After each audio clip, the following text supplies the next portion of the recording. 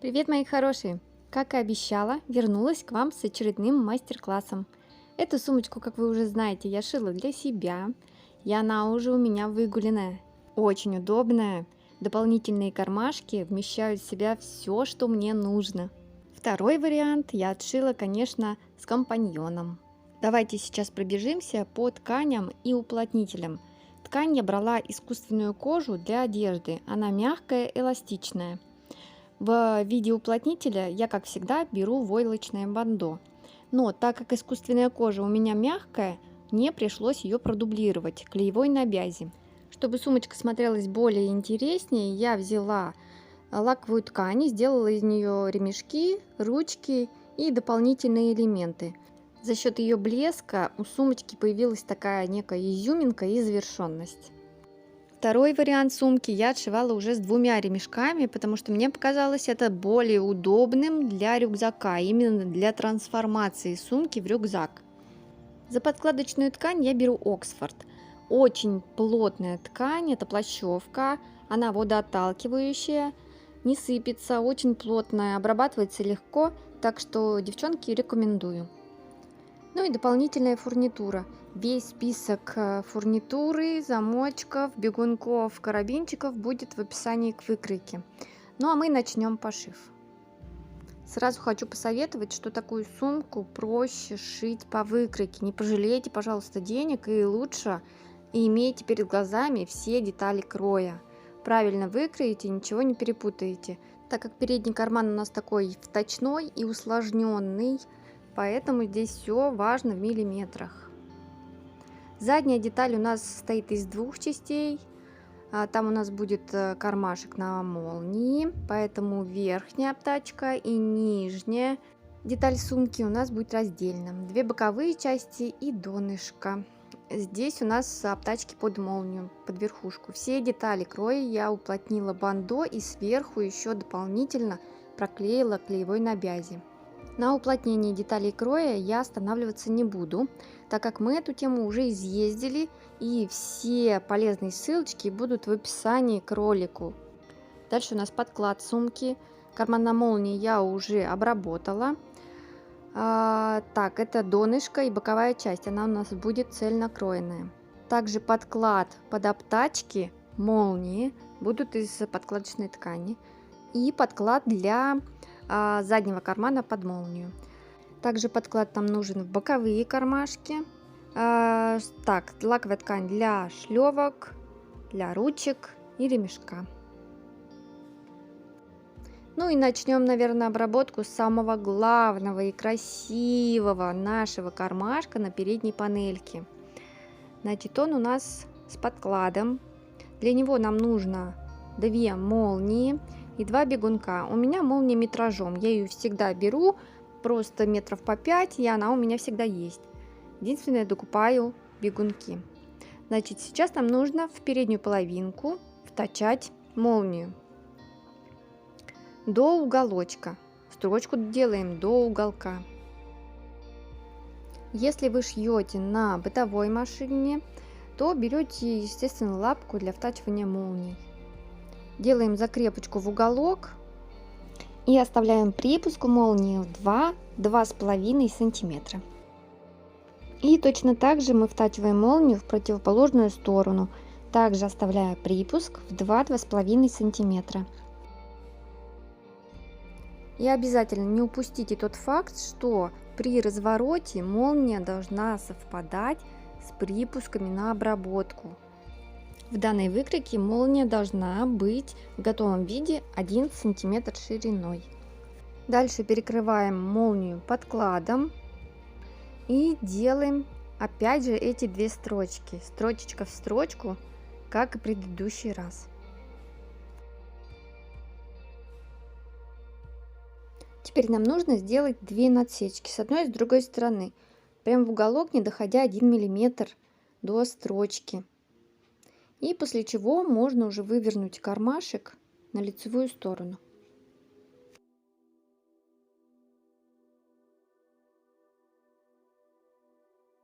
Теперь можно закрепить нашу молнию по низу. Для этого мы должны подвернуть все припуски вовнутрь у подклада и основной детали. Но не торопитесь это делать. Прежде всего вставьте сначала бегунок в молнию.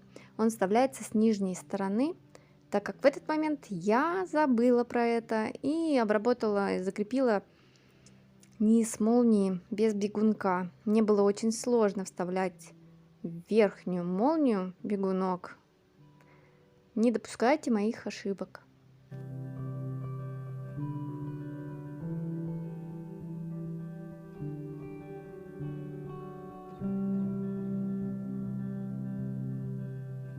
И дальше мы даем, значит, закрепочную строчку по низу молнии, по боку, по припускам, по верху, в общем, по всему карману. Все эти припуски нужно закрепить.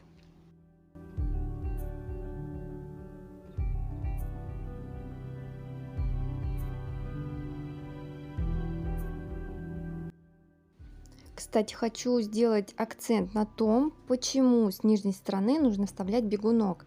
Таким образом вы закрываете оба среза молнии, бегунок остается посередине. И так как верхняя часть у нас молнией закрыта, нам будет удобнее втачивать этот карман в основу сумки. Молния должна открываться сверху вниз.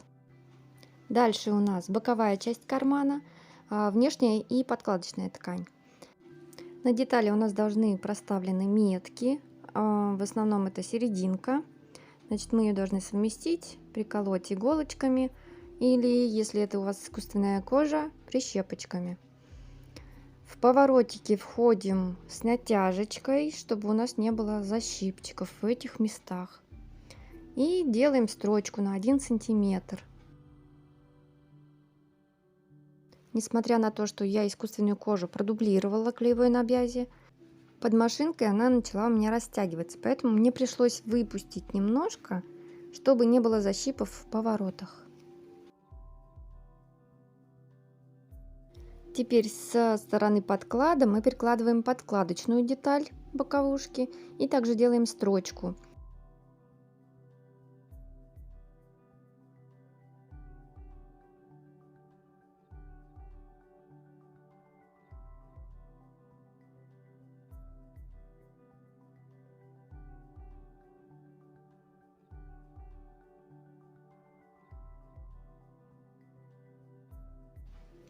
Теперь совмещаем эти детали вместе по припускам, то есть выворачиваем на лицевую сторону.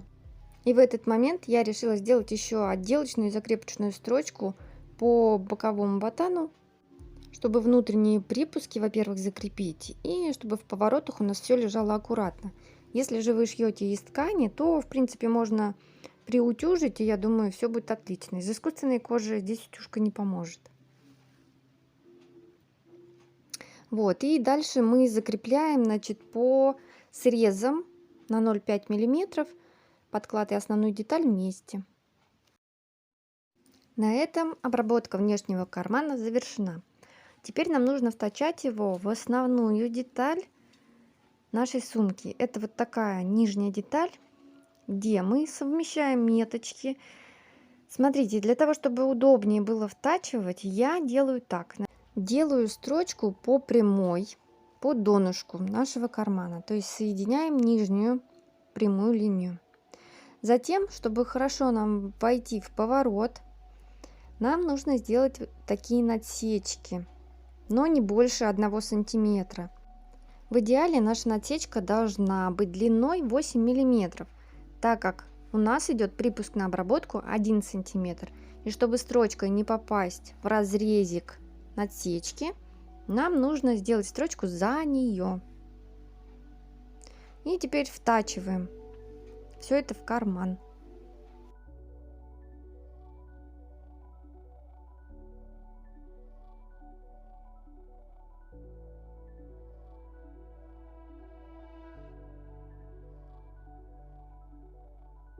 Дальше к этому же припуску мы должны притачать подклад нашего кармана, внутренний уже получается. Выворачиваем нашу основную деталь, как она должна быть, прикладываем подклад с внутренней стороны. И втачивание подклада у меня происходит по такому же принципу. Делаю закрепочную строчку по низу и только потом начинаю совмещать боковушки и поворотики.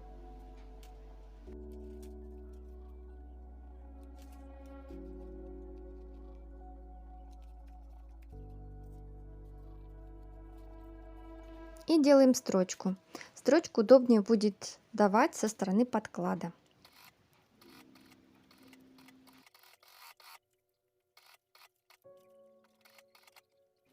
Вот так должно получиться. Здесь припуски укладываются вовнутрь. Мы с ними ничего не делаем, оставляем их, как они укладываются. Дальше наша задача сделать защипчики по верху. А если проще сказать, просто укладываем карман посередине, а защипчики формируются самостоятельно. Закрепляем прищепочками и даем закрепочную строчку.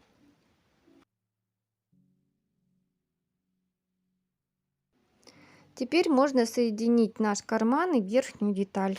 Просто прикладываем и делаем строчку на 1 сантиметр. После этого нам нужно дать вот эту отделочную строчку.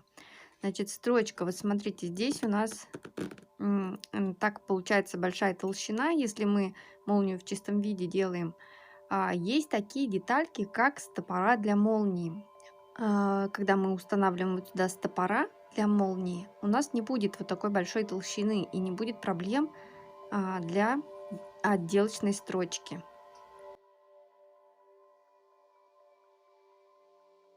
Я делаю строчку на 3 миллиметра от предыдущей строчки. И чтобы наши зубчики, лапки не вредили нашу нежнейшую ткань, так как она у меня для одежды, и она может легко содрать верхний слой, и будет ай-яй-яй, я подкладываю войлок. Вот такой кармашек у нас получился. Следующим этапом нам нужно обработать задний карман на молнии в задней панели сумки. У нас есть 2 подклада для этого кармана, молния и 1 бегунок. Определяемся с молнией. Наша молния не должна входить в припуски на обработку в основу сумки, поэтому отрезаем молнию за минусом 2 сантиметров. Вставляем бегунок так, чтобы он оказался посередине и оба края у нас были закрыты. Теперь нам нужно обработать срезы молнии вот такими стопорочками. Прикладываем с лицевой и с изнаночной стороны и делаем строчку на 1 сантиметр. Затем выворачиваем и закрепляем ткани закрепочными строчками с 3 сторон. В итоге у нас должна получиться вот такая молния с такими стопорочками. Теперь нам молнию нужно втачать в нижнюю деталь сумки. Мы, значит, прикладываем лицевой стороной к лицевой стороне детали и делаем строчку. Смотрите очень внимательно, потому что по выкройке все молнии должны соответствовать 1 сантиметру. Поэтому, когда будете втачивать, обязательно учтите этот факт.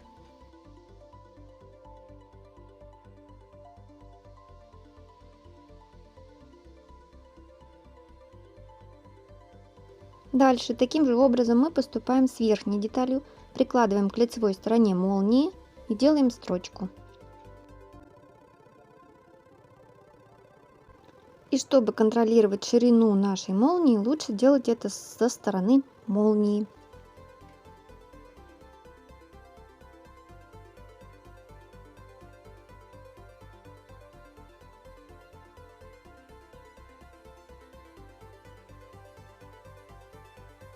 Теперь займемся притачиванием подкладов. Значит, у нас есть 2 подклада. Один короткий, другой длиннее. Вот тот, что длинный, это верхний подклад. Мы его прикладываем к верхнему срезу молнии. И делаем строчку.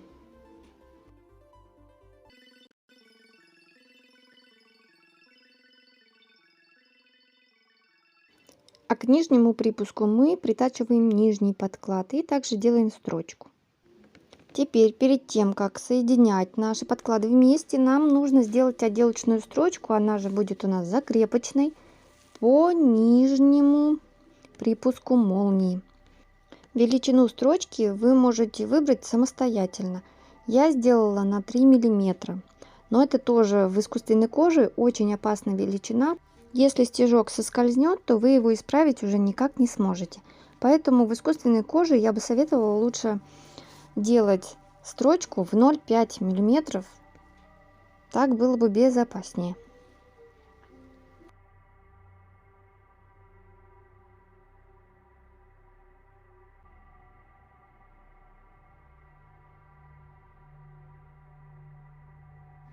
Теперь можно соединить наш подклад между собой. Совмещаем все срезы кармана и делаем строчку на 1 сантиметр от края.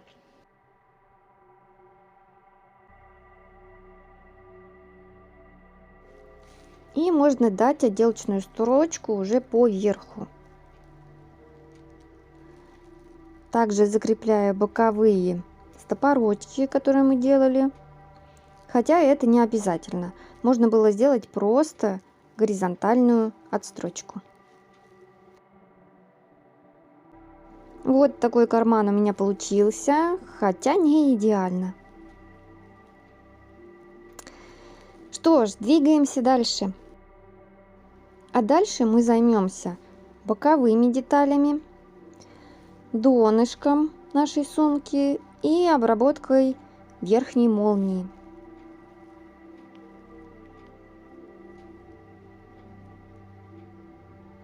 У нас есть еще боковые кармашки. Их тоже нужно обработать. Так как эти детали у меня не имеют большой толщины, я буду обрабатывать их на обычной бытовой машине. Что нам сейчас нужно сделать? Складываем внешнюю деталь и подкладочную вместе и даем строчку по верху на 1 сантиметр от среза.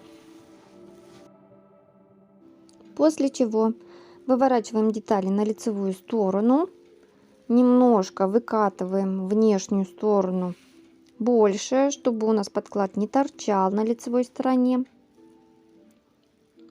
буквально на 3-4 миллиметра. И даем строчку по верху. Здесь я уже буду делать строчкой в 1 сантиметр. И также не забываем, если вы шьете из искусственной кожи, обязательно смазывайте маслом. Я просто смазываю маслом, даже не используя шагающие лапки. Строчка идет отлично, без перекосов и каких-либо проблем.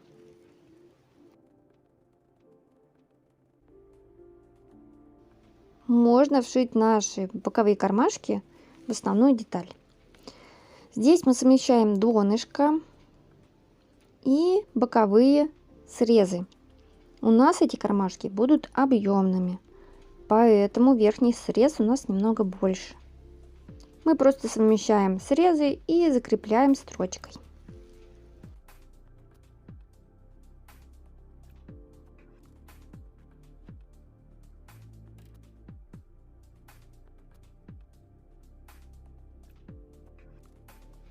Вот такой симпатичный объемный кармашек получился. Противоположный кармашек втачиваем точно так же. Дальше у нас идет донышко. Перед тем, как соединять с боковыми деталями, я вставлю сюда ножки. Усики ножек я всегда перекрываю малярным скотчем, на всякий случай. И теперь можно соединить донышко и боковые детали. Складываем лицевой стороной вовнутрь и делаем строчку на 1 сантиметр.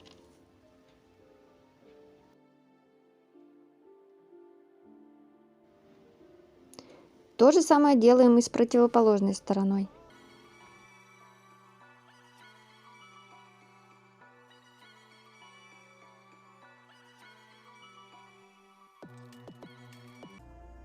И здесь также нам нужно сделать отделочную строчку. Так как у нас боковая часть укладывается на донышко, строчку будем делать по донышку с одной и с другой стороны.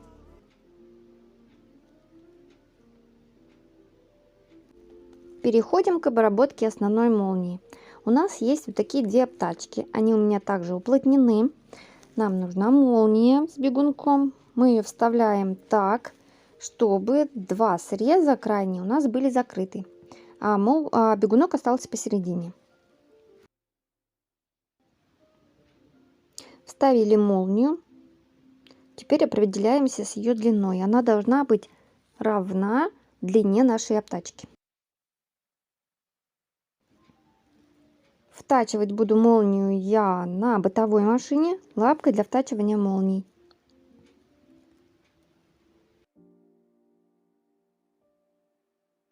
Укладываем молнию лицевой стороной к лицевой стороне обтачки и делаем строчку.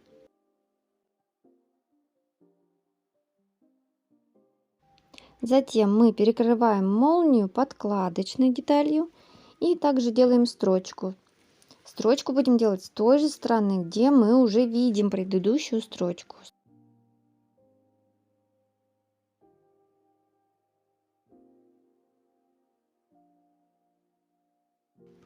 Выворачиваем детали на лицевую сторону и делаем закрепочные и отделочную строчку. Все это будем делать одной единой операцией.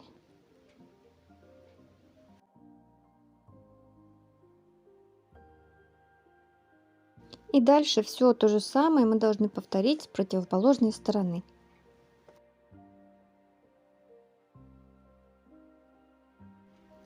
После чего мы должны подготовить вот такие небольшие детальки, шлёвки с полукольцами.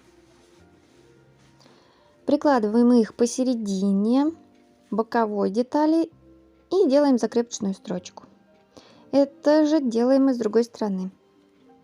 И только после этого мы можем соединить верхний ботан и нижний ботан вместе.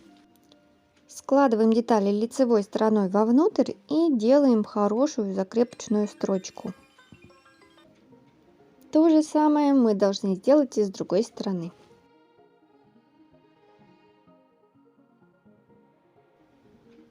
Теперь берем наш цельнокроенный подклад, прикладываем его со стороны молнии и делаем строчку.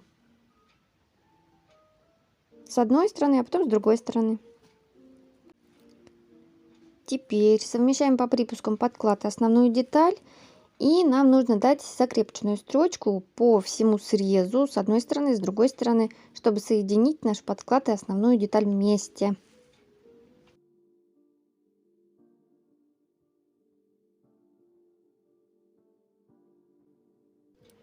Также у нас есть еще пара шлевок с полукольцами для того, чтобы вставить сюда ремешок для рюкзачка.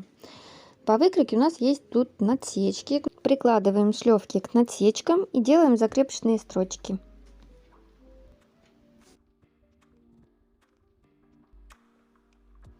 Теперь нам нужно заняться нашими ручками на задней и передней половинке. Для ручек у нас есть вот такой крой. У меня она из лаковой ткани. Я ее продублировала также клеевой на бязи. Ручки будем обрабатывать швом в подгибку. Для начала складываем ее пополам, отмечаем, где у нас будет серединка. Боковые надсечки указывают там, где нам нужно заканчивать и начинать строчку. Припуски вкладываем вовнутрь, затем перегибаем еще разочек. И сейчас мы будем давать строчку. Я закрепляю все это прищепочками.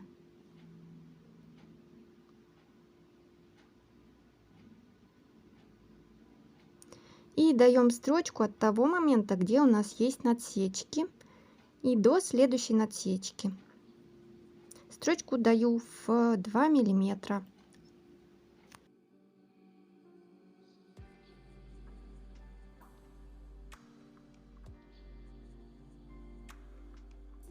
Теперь нам нужно притачать ручки к нашей основной детали. На ней мы должны указать место притачивания наших ручек. Оно указано в выкройке. Переводим ее на основную деталь.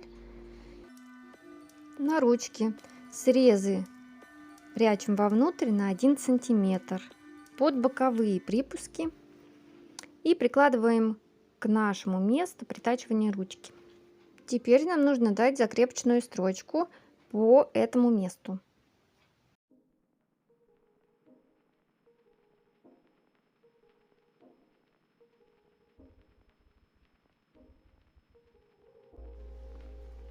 Таким образом мы делаем и с противоположной стороной ручки.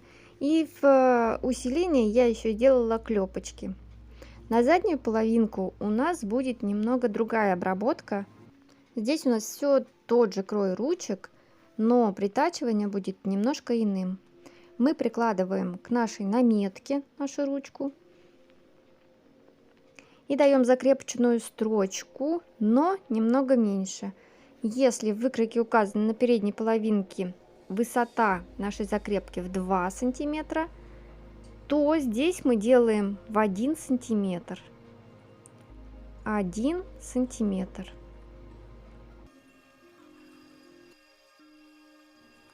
После того, как мы притачали одну половинку ручки, мы вставляем регулятор. А лучше, для того, чтобы вы не забыли вставить потом второй регулятор, вставляйте сразу два. Вставляем регулятор и плотненько-плотненько делаем строчку, закрепочную строчку туда-сюда.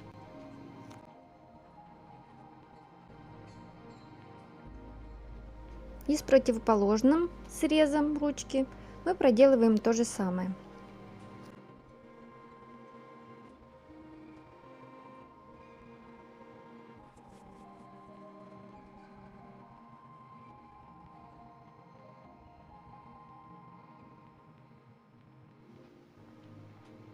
Ну вот, наши ручки и готовы.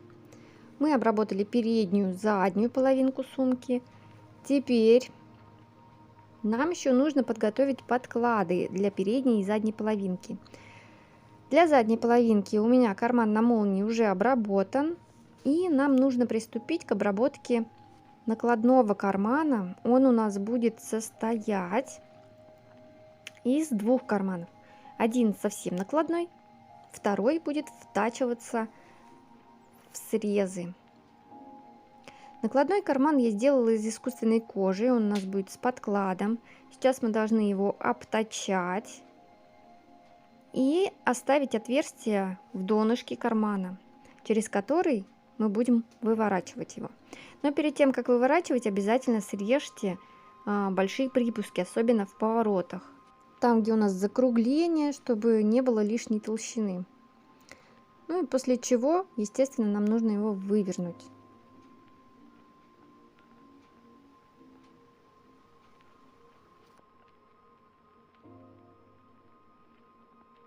Приутюживаем наш карман, в моем случае это с изнаночной стороны, и даем строчку по верху на 1,5 сантиметра. Теперь прикладываем к дополнительному карману наш карман из искусственной кожи и настрачиваем его. Этой же строчкой, получается, мы закроем отверстие внизу кармана. Ну и, естественно, не забывайте, что нужно делать закрепочки в начале входа в карман. Ну и верхний срез основного большого кармана мы обрабатываем просто швом в подгибку. Теперь прикладываем этот карман к основному подкладу нашей сумки и закрепляем по боковым.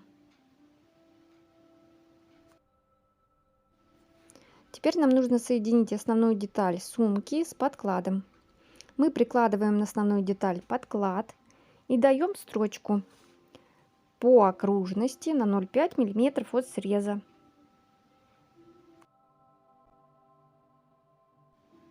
То же самое мы делаем и с передней половинкой.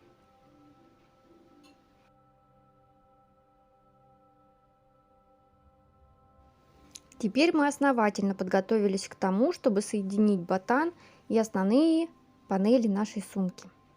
Берем ботан.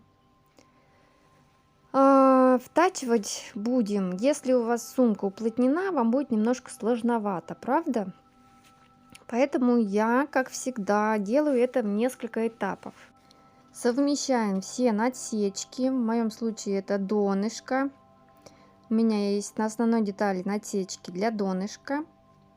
Я их обязательно совмещаю. Также совмещаем по верху. У нас это надсечка серединки. После чего делаем строчки. Строчки делаю пока только по прямым. А то есть это по донышку и по верху.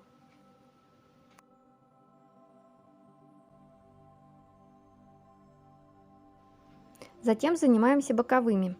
Укладываем все повороты и закрепляем по прямым срезам прищепками.